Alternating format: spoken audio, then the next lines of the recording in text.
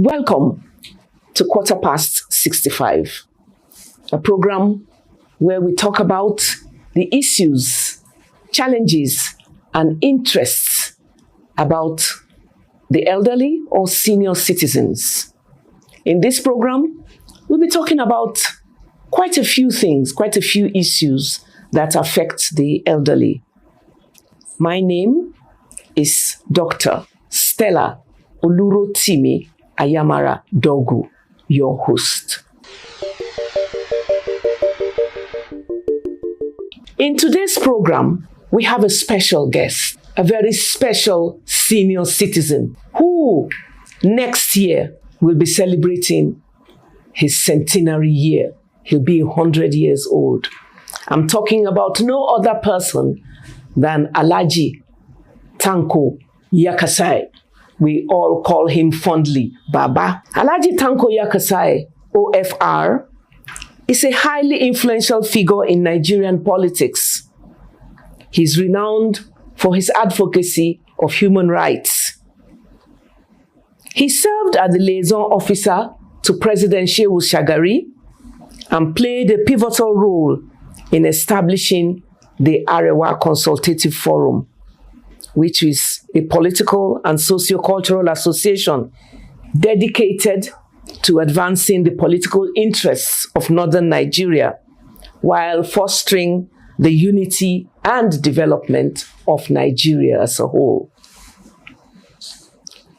Alhaji Tanko Yakassai's unwavering commitment to his political beliefs is evident in his perseverance in the face of persecution. He endured several arrests and detentions since the colonial era through the military regime.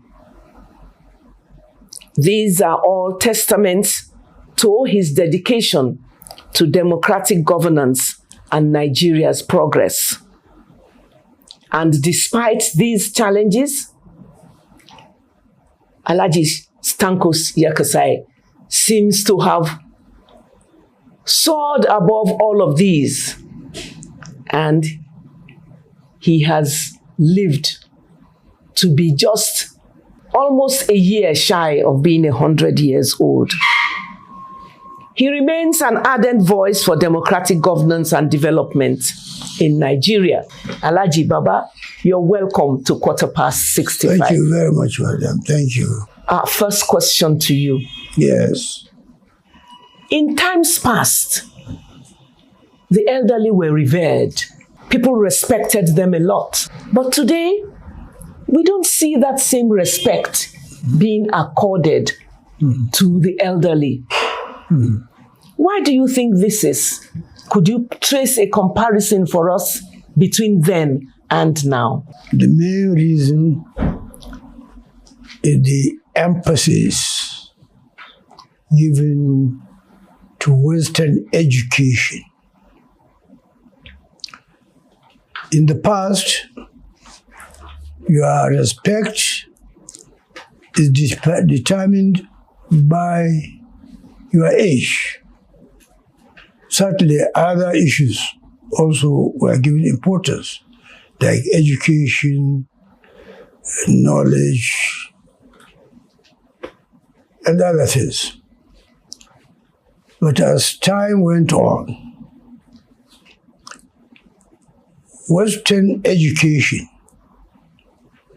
takes more prominent position in all these areas of human development. Why? Because through Western education, we get job, we develop our children, we interact with our colleagues, and so on and so forth. So what we now have is a society where your age is not considered as important. In fact, some people thought that the older you are, the less useful you are, or more useless you are. This is the problem, but fortunately, it is only here in Nigeria or in Africa that you have this trend. But elsewhere, age is a very important aspect of respect by the society, and this is the reason why they made it possible to save money and amenities to take care of the elderly, because the fact that you are an elder, you need to be cared for, because you have spent most of your time working. This is the point that is making us now not to accord the due respect to the elderly. But it's a mistake, because without the elderly, we wouldn't be here. We are here because of their contribution in various aspects of life. So this is the point, and I hope that younger people will realize that one day they too will be old. Exactly. And therefore, what is good for good is good for gender. For the gander. If you want respect when you are old, then respect the older ones that we met. That is the position now. Some elderly that we have discussed with believe that they have been relegated into the background, just as you have said, because they believe they don't have anything to offer, or that their time has passed. And you've said that this shouldn't be so. Yes. Should the government, or what do you think should be done? What should be done to facilitate the and bridge the intergenerational gap? Yes. That has evolved thus far? Well, that should be the job of the government of the day, because their attitude towards the elderly will determine the attitude of the generality of the population towards them.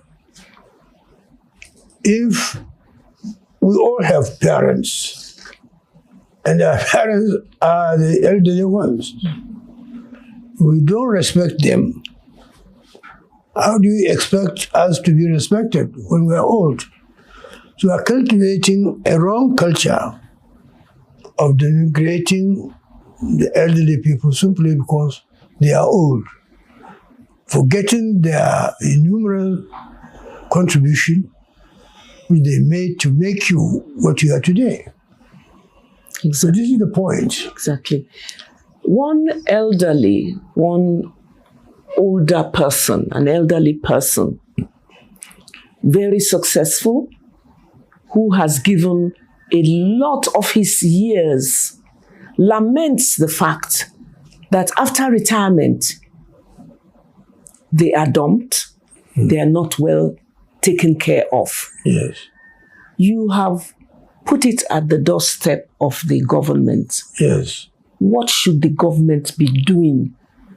The same way that we find in other climes, Yes. where older people are still respected, they're still taken care of, their health issues are taken care of, their food is taken care of, bills for light and things like that are paid. Is there anything that the government should be doing that they have not done thus far? Elsewhere in the world, the elderly people are treated like diamonds. They're treated like diamonds. Yes, because of their contribution. And because, you see, the younger ones originated from them. Yes. So when you respect your elder, You are making it possible for you when you become old to be respected. Otherwise, if you don't respect your elder, your children will not respect you. It's what goes around comes around. It comes around. So it is important that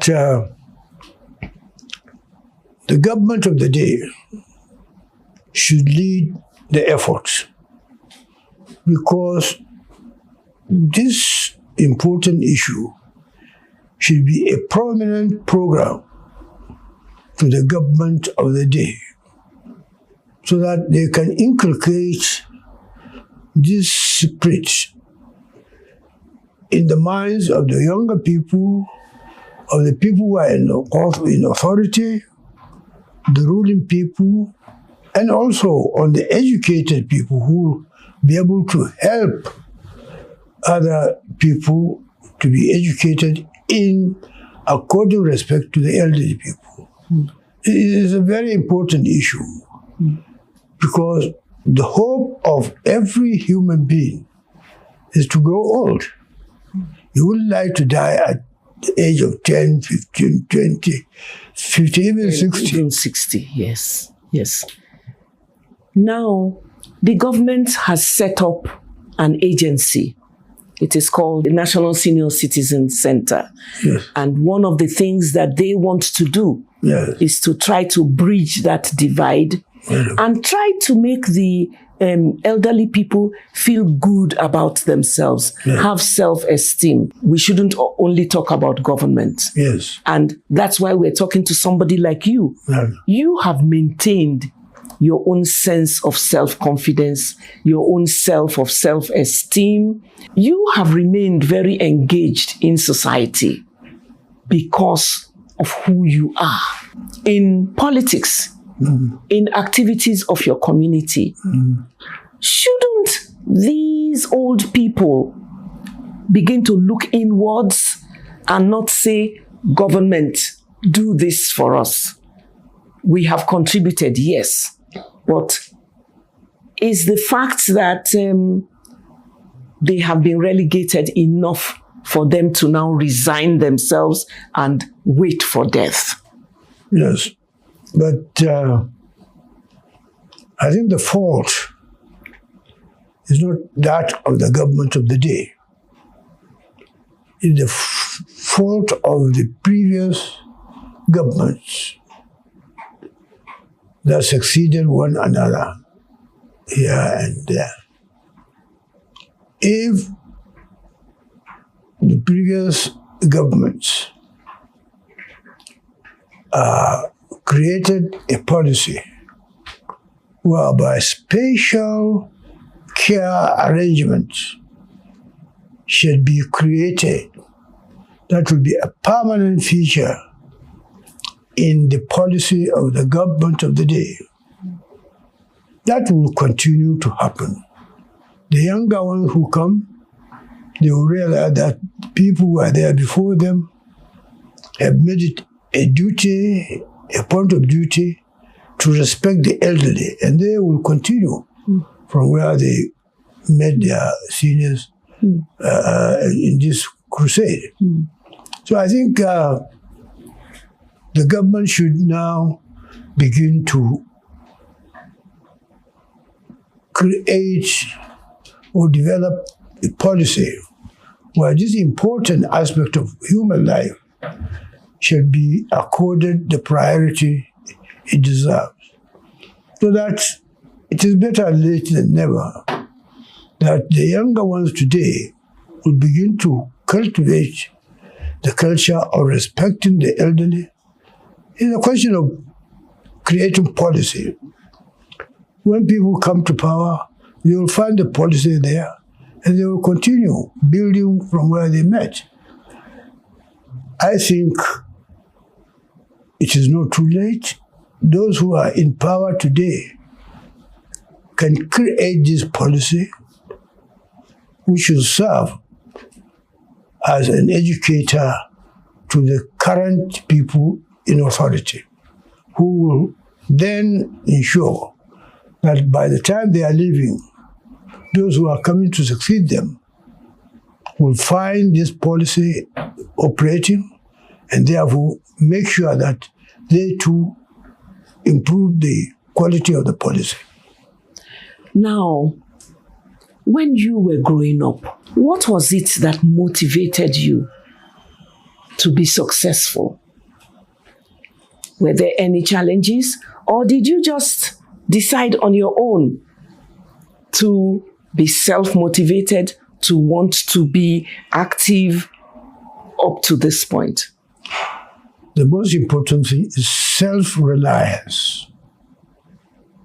It's good to go to school, it's good to go to market, but you must cultivate the policy of self-reliance, that you make efforts to improve the quality of your life, and therefore your children not only will respect that policy, but they will also sustain it for themselves, because one day they will be elderly people themselves.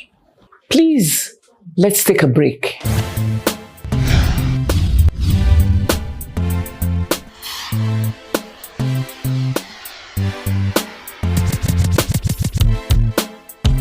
Welcome. If you're just joining us, you're on to 65. You've talked about self-reliance. In addition to self-reliance, when you were much younger, Yes. what were the things that motivated you, that propelled you to be successful? Did you have any particular role models that you looked up to? How did you go through life to be as successful as you are and to still remain engaged in the affairs of the community, in your family, and also in the in Nigeria as a whole, in the country? I started life as a student in the Quranic school. Quranic education was something that I so much like when I was young. And because of that, when I was put in school, I go out of my way to achieve a lot of things that ordinarily they may not come my way. I didn't go to any Western education institution. I didn't. This English I'm using now to communicate with you is something that I acquired through my own efforts, not through any school. When I was young, I saw some of my colleagues who were going to elementary and later on middle school, were given prominence in the society because of the Western education they acquired. I went to Quranic school. Luckily, I liked it, so I worked hard. From there, the importance of learning came into my life. Was inculcated. Yeah, inculcated into my life. So I decided that I should make efforts to acquire an education through my personal efforts. I was sent to Quranic school. Then in the Quranic school, I decided to compete with people who were there before me and attain some of the attainment they made. And I felt that if they can make that attainment, if I can put in effort, I can make it or even more. But that is the reason why I decided to dedicate myself to learning. My friends who used to go to school, elementary school at that time, will be the one to teach me A, B, C, D, up to the higher level of Western education. I became interested in making effort to attain the level my colleagues attained through the school. So eventually, they were my colleagues and my teachers. Yes. And when they improve their situation, I will also try to improve mine. To the extent that by the time we all became much older. Young adults. Yes. I was virtually at par with them, even though I didn't go to school. Mm-hmm. Yes. Mm-hmm. And you became even an editor? Of course, I became a journalist by interest. And then because of the interest I've shown, I was made a house editor of the Daily Comet. Good. A Zik newspaper brought to Kano. He brought two, one to Jos, one to Kano. The one in Kano was the one that I happened to know.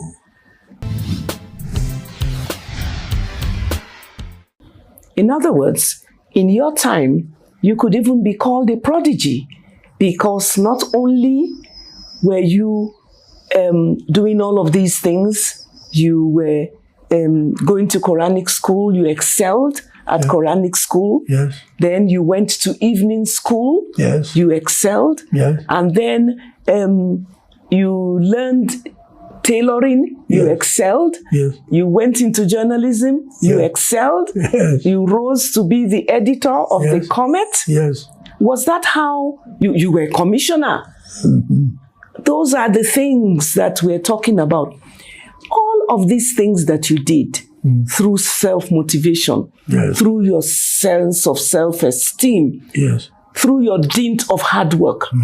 How do you see our young people today? Is there anything that you want to say to them about hard work, about drive? Well, this is the advantage of what we are doing now. Through an interview like this, I'm able now to tell you my history. I'm sure there are younger people now who are watching or listening to this interview. And some of them will try to copy the kind of efforts I put in during my younger age. So what is missing is an effort by the authority to encourage such people. You can easily imagine that if at my time there was this kind of encouragement. Let's talk about family life. Yes. You are a father, you're a grandfather, you're even a great-grandfather. Yes. How did you manage that? And what do you think that having all these people, intergenerational, how have they helped you? You will say some things and I will ask the person who has been the motivator, who has been somewhat of a backbone in your life, to talk about all those things. Yes. Alhaji Tanko Yakassai, you've been the motivator. You've been the woman behind the throne. How has having all of Baba's children, grandchildren, great-grandchildren? How have all of these helped to keep Baba this young? What gave him joy? Having 19 children, 65 grandchildren. He loved his children so much, and he really appreciates what God has done for him. Being the only one left, but having a large family, he derived this joy in staying with the family and having all of them around him. That's his joy. And he always thank God. He keeps saying, look, you people are lucky. You have your relations and so on. But me, I'm alone. And I come up with so many children and grandchildren. He give God the glory. He keep repeating this. Yeah. I was talking about how lucky Baba is in terms of his health. Yes. And he says it's not only the minor things. Yeah. I don't have any major health challenge, except, like he himself says, I don't remember things the way that I used to in the past. Yes, now that he's older. How do you cope with that? With sometimes, these lapses in memory, because that is a major issue that faces elderly people. Yeah, exactly. And then the caregivers, because you are the primary caregiver to Baba. How do you cope? How does he cope? Honestly, Baba is healthy. His sight is good. His hearing is good. Hearing is good. In fact, even the brain issue you are talking about, honestly, he's very good in remembering things. We used to call him an encyclopedia. Yes, there's a lot of things that I can't remember. But honestly, he will tell you the date and he will tell you the whole story. So health-wise, even with his age, his brain is really functioning very, very well. Sometimes when the children say, oh, Baba, we don't want you to get tired. Can you go on the wheelchair? He said, no, I can't. It's not my time yet to go on the wheelchair. I will walk myself. He liked doing things. He forgot that he kept forgetting that he's old. But he liked doing things that he's only almost going to be 100 years young. Yes. Not next year. Yes. He'll be 100 years young. When we tell him, Baba, this age is not on your side, you can't, no, I will do it. So I think he has a young spirit in him. Yes, yes. Yeah. And that must be what is keeping him to be so young. Baba, what is your favorite food? With which? Tuwo da miya kuka, miya taushe, miya karkashi, and so on and so forth. What is your favorite place? To tell you the truth, China. Wow. You've talked about going to China. Yes. In the 60s. 1960. What were the other places that you have traveled to outside the country and in Nigeria? Many. I've been to Russia. I've been to Germany. In fact, I even attended classes in Germany. Wow. Yes, East Germany. I've been to China. I've been to Korea. I've been to United States of America. Of course, London. That is of the course, backyard. London, backyard. Germany. Yes. Italy. Do you have a favorite song? Saboda shi Malam Tanko Yakassai. Da ku ake yin komai, Tanko gida Yakassai. Thank you very much. Yes, it's good. Now, sir, so what legacy would you want to be remembered for? Hard work.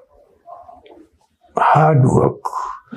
Because hard work is what will give you what nobody else will give you. It's something I would like to say. Yes, sir. Which is really dear to me. My parents got 3 of us. 2 female and the only boy. Male, yeah. And the 2 female died. I'm the only surviving child of my parents. But as of today, I was given 23 children by Almighty God.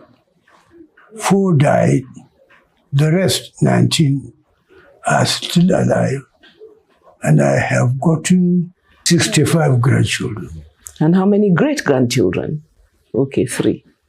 3 great-grandchildren. We've had a great time talking to you. Yes. We want to congratulate you. Thank you very much. For all the strides that you have achieved in your life. Thank you very much. And that the good Lord will keep you to enjoy as many more years Amen. as He wishes you to enjoy in good health, with the love of your family, with the love of your friends, with the love of all your compatriots, all those people who look up to you and respect you.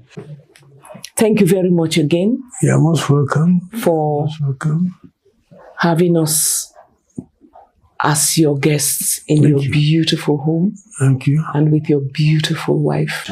Thank you very much for joining us on today's very interesting episode as we had this wonderful, exciting, educative discussions with Baba Alhaji Tanko Yakassai on 65. Please join our social media handles on YouTube, Instagram, and Facebook. You can like, you can follow, you can share. Tell us what topics or send us ideas of topics that you think we should be dealing with as we go into the lives of older citizens, our elderly, who have most times, it depends on your viewpoint, been relegated to the background. Join us again, same time, same place, next week. I am Dr.